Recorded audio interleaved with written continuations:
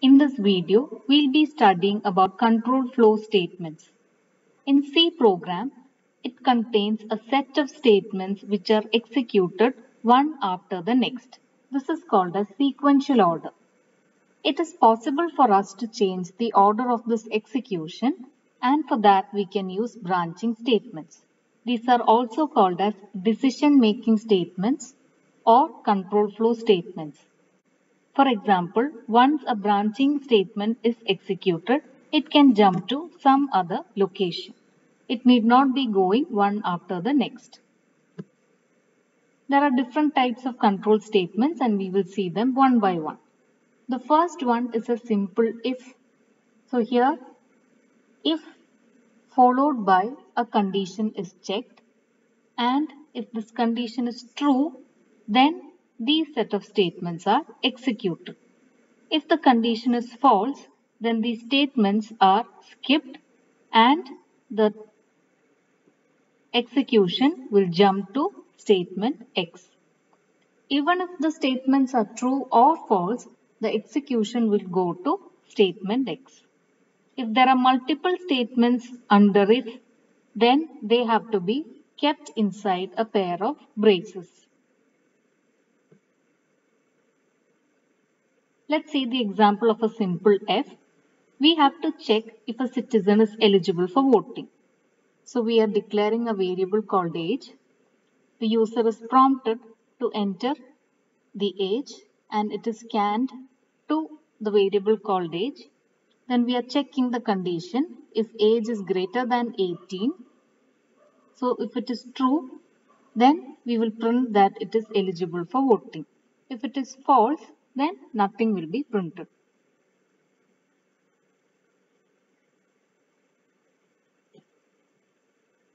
Next is an if-else statement. So here, if the condition is true, then the true statements are executed. If it is false, then these set of statements are executed. After both these statements are executed, the control goes to statement X, which is present below these set of statements. So let's see another example to check whether a number is even or odd. So for example, you can enter a number, that is the variable that we have given.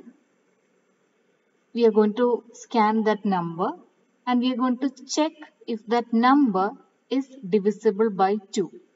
If the number is divisible by 2, then the remainder will be equal to 0. So equal to sign is used for checking, whereas a simple equal to is used for assigning the value. So here we are going to check if the number gives 0 remainder after dividing with 2, then it will be even number. Otherwise, we will print that it is an odd number. Next, we are going to calculate the area of a triangle.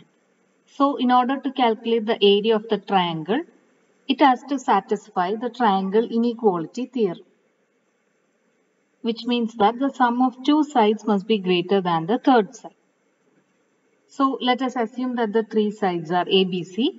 So if only this condition is satisfied, that is A plus B must be greater than C, B plus C must be greater than A, and also A plus C must be greater than B.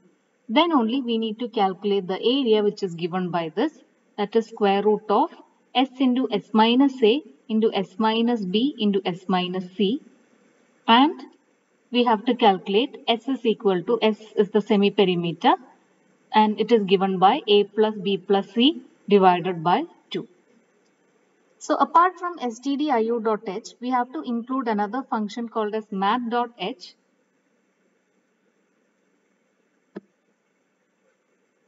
So apart from stdio.h, we have to include another header function called math.h, which has got the square root function underneath it. So we are going to declare the few variables, that is A, B, C, then the semi-perimeter S, and also area. We are going to declare them as float. Next, we are going to prompt the user to enter the three sides, and we are going to check if the triangle inequality theorem is satisfied.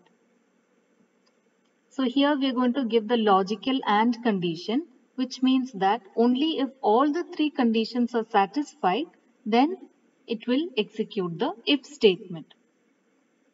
So give proper brackets over here. Then next is we will calculate the semi-perimeter, that is a plus b plus c divided by 2, and we will also calculate the area. So we are going to use a function called square root, which comes under mat.h. Then the area of the triangle is printed. Suppose if it does not satisfy the triangle inequality theorem, then we could print the message that the triangle is not possible. Next, let us write a program to check if a user entered number k is exactly divisible by another user number entered called n.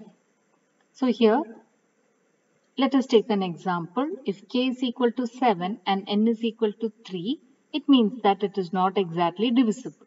And if k is equal to 6 and n is equal to 3, then it means that it will be divisible. So what we have to check here is that k percentage n, that is the remainder, should be equal to 0. That is the condition that we are going to check over here. So first of all, prompt the user to enter the two numbers k and n, and we should scan them. Then check if k is exactly divisible by n using this condition. If so, print it. Else, print a message that k is not exactly divisible by n. If else if ladder is when we have a lot of condition to be checked. For example, we have a condition 1, we have a condition 2, we have a condition 3, and finally the last one would be no condition. It means that else it will be some condition. So depending on the number of conditions, we could write so many else if statement. So this is called as else if ladder because it can have more than one else if statements over there. The first one would be an if and the last statement would be an else statement. So let's see another example. This is the program to print the grade of a student. So the user is prompted to enter the grade or the marks of the student, and if the marks is greater than 75, then we will print distinction. If the mark is greater than or equal to 60, so here we are going to use an else if, then print first class. Else if the marks is greater than or equal to 50, it will print second class. Else if the mark is greater than or equal to 35, then we will print it as third class. And else. Now there is no more condition to check. If it does not satisfy any of these conditions, then the student will be failed. So that is an example of if-else if ladder. So we wrote the program based on this condition.